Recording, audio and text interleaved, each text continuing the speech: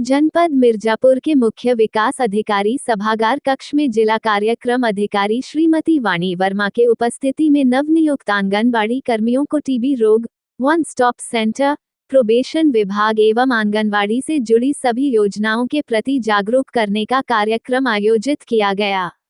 आयोजित कार्यक्रम में जिला कार्यक्रम अधिकारी द्वारा मौजूद कार्यक्रमों को उनके स्तर से निभाई जाने वाली जिम्मेदारियों को बताते हुए सुझाव दिया गया कि आप सभी अपने क्षेत्र के लोगों के बीच अच्छा समन्वय स्थापित करते हुए उपरोक्त जानकारियां को देकर लोगों को लाभान्वित करने में अहम भूमिका निभाने का प्रयास करें। वहीं क्षय विभाग के डिस्ट्रिक्ट कोऑर्डिनेटर सतीश शंकर यादव द्वारा आंगनबाड़ी कार्यकर्तियों को टीबी रोग के समस्त लक्षणों एवं सरकारी स्तर से वर्तमान में दी जा रही सभी निःशुल्क सुविधाओं को विस्तार पूर्वक बताते हुए कहा कि ऐसे रोगियों को सरकार के द्वारा उनके खाते में 1000 रुपये की धनराशि प्रतिमाह दी जाती है और यह धनराशि मरीज को पूरे इलाज अवधि तक दिया जाता है। उक्त क्रम में ही यादव द्वारा उपस्थित सभी आंगनबाड़ी कर्मियों से कहा गया कि आप सभी किसी भी व्यक्ति को अपने आसपास यदि टीबी रोग के लक्षण से प्रभावित पाती हैं तो उन्हें नजदीकी सरकारी स्वास्थ्य केंद्र पर जांच इलाज हेतु पहुंचाने में मददगार बने, जिससे कि समाज के लिए बड़ी चुनौती बने टीबी रोग को माननीय प्रधानमंत्री जी के मनसानुसार 2025 तक समाप्ति की स्थिति में देखा जा सके। क्षय विभाग पीएमडीटी कोऑर्डिनेटर दुर्गेश कुमार रावत द्वारा टीबी के मरीजों के लिए जनपद में उपलब्ध सभी जांच सेंटरों की जानकारी देते हुए कहा गया कि आपके आंगनबाड़ी केंद्र पर किसी भी बच्चे को यदि ऐसे लक्षण मिलते हैं तो अभिलंब विभाग को सूचित करने का कष्ट करें। वहीं प्रोबेशन विभाग कोऑर्डिनेटर डॉक्टर मंजू यादव द्वारा महिलाओं के उत्पीड़न एवं असुविधाग्रस्त परिवारों के लिए तमाम सरकारी लाभकारी योजनाओं की विस्तार पूर्वक जानकारी उपलब्ध कराई गई।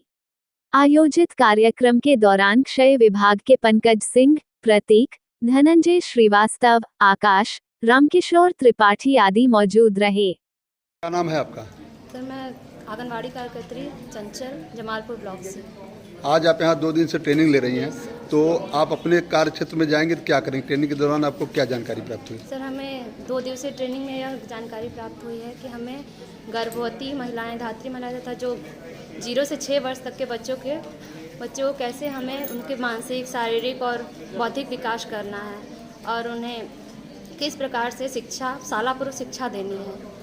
और सर, और कुपोषण रहित मुक्त वो राज्य बनाना है, किस प्रकार से और मैम बच्चों को चिन्हित करके हमें आगे एनएम मैम के पास देना है। और हमें ये भी बताया गया है कि किस प्रकार हमें छोटे बच्चों के साथ डील करना है, आंगनबाड़ी व्यवस्था क्या होनी चाहिए, हमें किस प्रकार अपने आंगनबाड़ी केंद्र में कैसे कैसे बच्चों को शिक्षा देनी चाहिए, उनके किस प्रकार से व्यवस्था होनी चाहिए, उन्हें कैसे शिक्षा देना चाहिए, उन्हें छोटी छोटी बातों को किस प्रकार से खेल कूद के माध्यम से बताना चाहिए, यही सब हमें सिखाया गया है। अभी सैम बच्चों की बात हो रही है, तो सैम बच्चों का क्या मतलब होता है? सैम ये कुपोषण का मतलब अति कुपोषित बच्चों को ही सैम कहा जाता है। तो सीवियर एक्यूट मॉल नरिशमेंट बच्चों को ही सैम कहा जाता है। तो ऐसे बच्चों के लिए सरकार के द्वारा क्या परियोजना, क्या सुविधाएं हैं, आपको ट्रेनिंग बताई गई है? ये सर, सैम बच्चों को जैसे सरकार को एनएम द्वारा आगे बढ़ाया जाता है, उन्हें पुनर्वास रिसर्च सेंटर में भेज के वहाँ उनको मतलब कि देखभाल की जाती है, उन्हें अच्छे से और ज़्यादा देखभाल के अंतर्गत उन्हें अच्छी दवाइयाँ देकर फिर सामान्य किया जाता है, सामान्य बच्चों में लाया जाता है। और सरकार का ऐसे किन बच्चों पर ध्यान है कि अभी आपको ट्रेनिंग बताया गया, कुछ आपको सुना होगा आपने? सैम और किन बच्चों पर ध्यान? आप ट्रेनिंग में बताया गया सर, कटे हुए तालू, जी, जो कटे हुए तालू जिन बच्चों के हैं, पैर मुड़े हुए हैं नीचे से, उनका दिल में जिनके छेद है, मतलब बिल्कुल उन बच्चों को अच्छा करने के, उन्हें स्वस्थ बनाने के लिए बहुत सारे मतलब चलाए जा रहे हैं अभियान। एक चीज़ और भी बताइए, जो गूंगे भरे बच्चे होते हैं उनके लिए भी सरकार ऑपरेट करवा के उनको सुनवा रही, बुलवा रही है। Yes sir. हाँ, आपको ऐसे बच्चों को ढूंढना है? यस सर, ढूंढना, उन्हें चिन्हित करके आगे भेजना है ताकि वह स्वस्थ हो सके। जी, एक बार अपना परिचय फिर बता दीजिए। सर, मैं चंचल, आंगनबाड़ी कार्यकर्त्री, जमालपुर ब्लॉक से चंचल। ओके, बहुत धन्यवाद। ये रोग का रूप आप जान लें। ये रोग मुख्य रूप से 2 तरीके के होते हैं, एक बाह्य टीबी, एक आंतरिक टीबी।